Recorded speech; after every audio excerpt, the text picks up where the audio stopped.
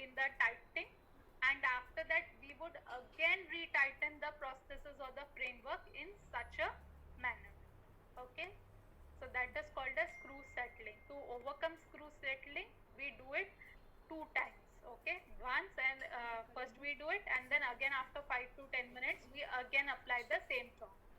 Then prosthesis fracture, as I told you, the space which is required for a particular material is very important. If we do not give the particular required space to the particular material, it would fracture in the long run.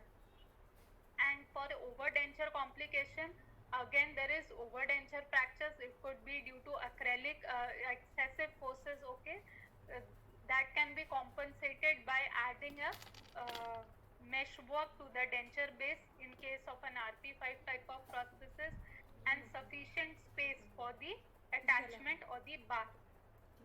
Food impaction might be there due to underextended denture flanges, so we have to ensure that there is proper flange extension and the surfaces are highly polished. Any rough surface, again there is food accumulation.